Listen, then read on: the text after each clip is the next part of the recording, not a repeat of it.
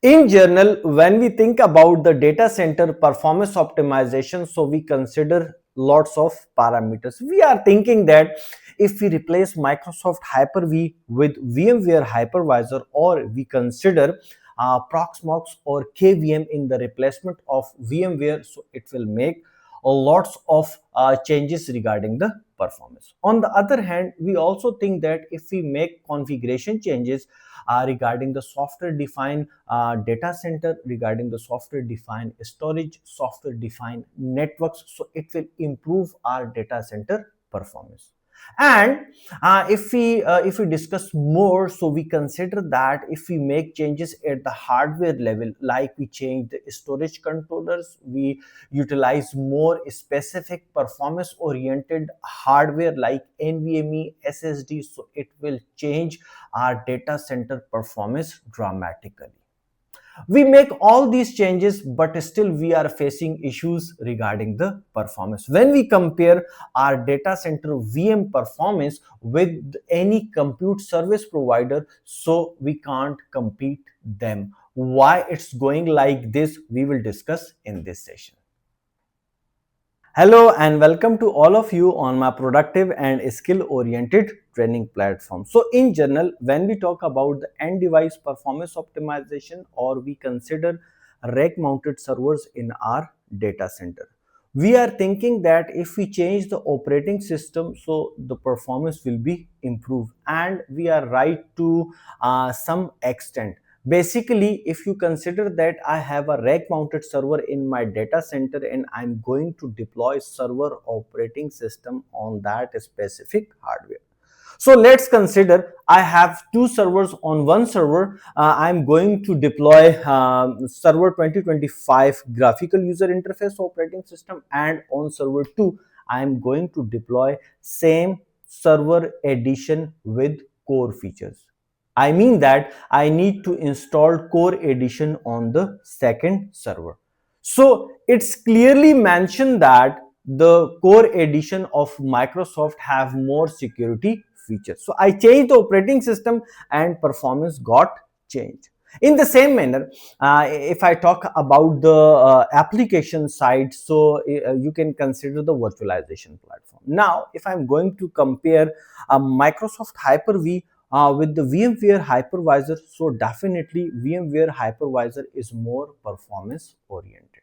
And if I'm going to compare VMware hypervisor with Proxmox or KVM, so definitely KVM and Proxmox have more customization options, more performance oriented options, so the performance will be changed. But important thing is that these all operating systems, these all applications on the end user side or even on the server side have their own limitations. Let's consider if we talk about the virtualization platform. So I have implemented a hypervisor on the rack mounted server machine in my data center, and inside that hypervisor I created the virtual machine. Now look at the architecture. This VM will communicate with the hypervisor. This hypervisor will communicate with the operating system. This operating system will be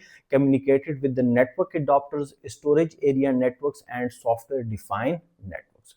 So that is the standard architecture which this virtualization platform must be followed. So in this architecture, you cannot make any changes. That is why every hypervisor has its own limitations regarding the performance, regarding the security, and regarding the other features as well. So if you are going to make changes on the hardware side, so the option is also available.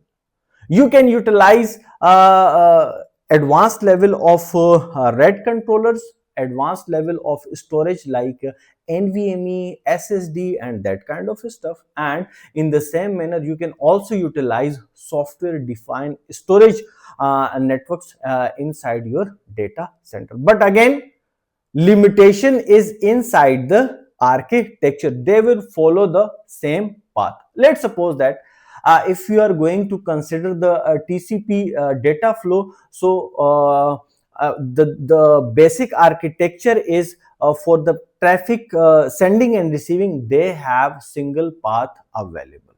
On the single path, they will try to flow all data packets with a single route.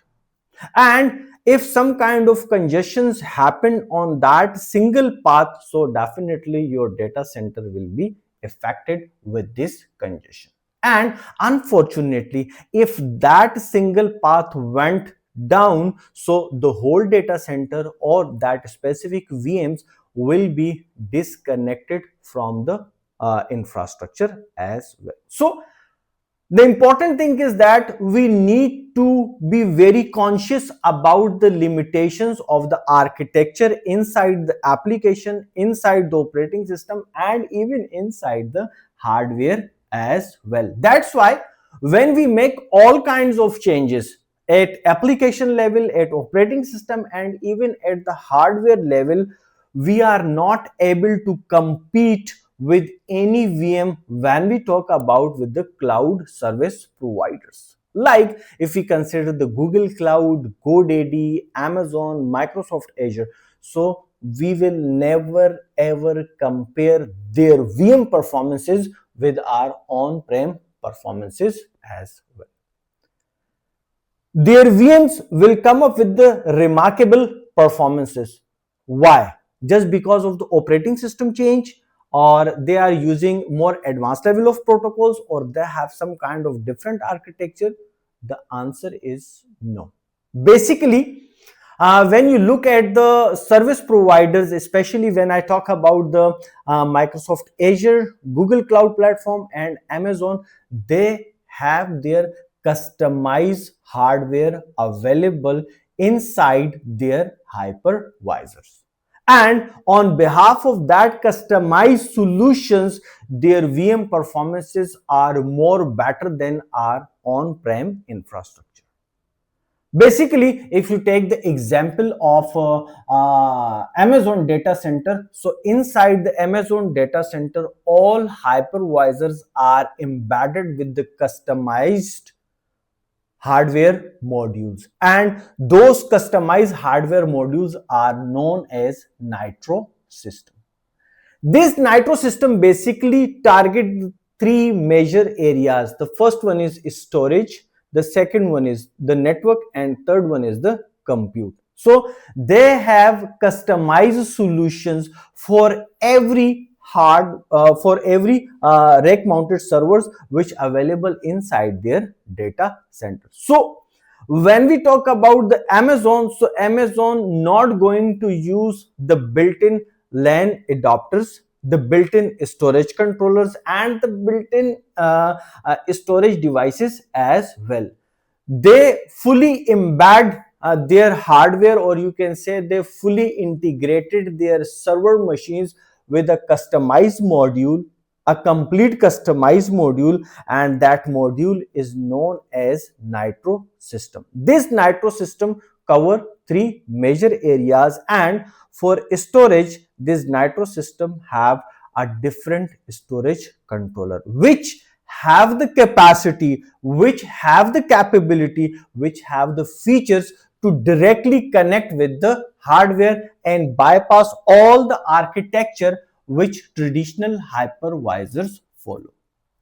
When we talk about the traditional hypervisors like VMware, so in this session we find out that it's an architectural flow, and they need to follow that architecture and then communicate with the other VMs.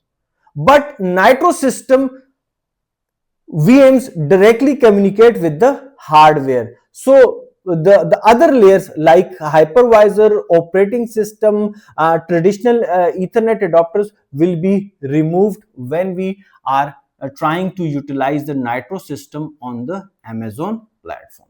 In the Nitro system, the virtual machine has the capacity, has the capability to directly communicate with the Nitro cards. So when we bypass all these features, so performance will be automatically increased.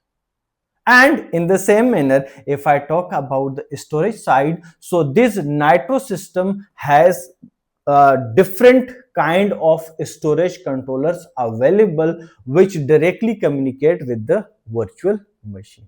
So now my virtual machine inside the data center not dependent on the hypervisor, not dependent on the operating system, not dependent on the traditional Ethernet adapters.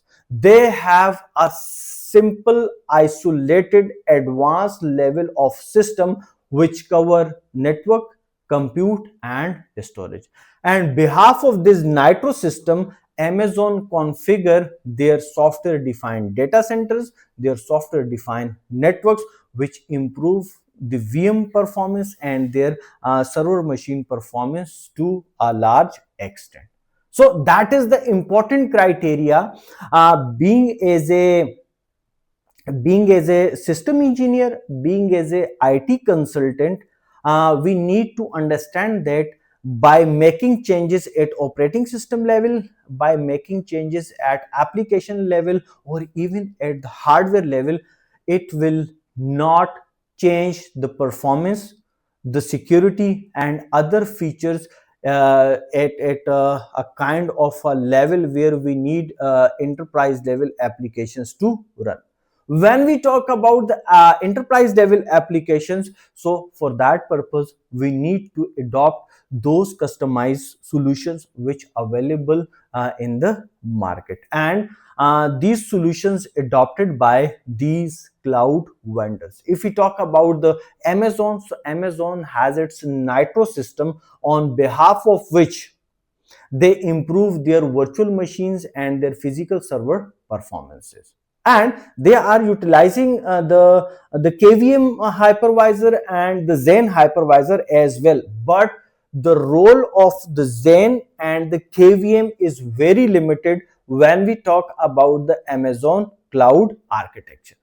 In the same manner, if we talk about the Microsoft Azure, so they have their own customized solutions, they have their own customized modules available, and Google follow the same path as well. So whenever you are dealing with your IT projects, you have to be keep in mind that your on-prem servers will never ever compare with the performance of the cloud computing service providers. Why? Reasons I explained in this session. If you have any questions regarding the Amazon platform, regarding the Microsoft Azure, or even with the Google and the GoDaddy, you can ask in the comment section and via email as well. Thank you very much.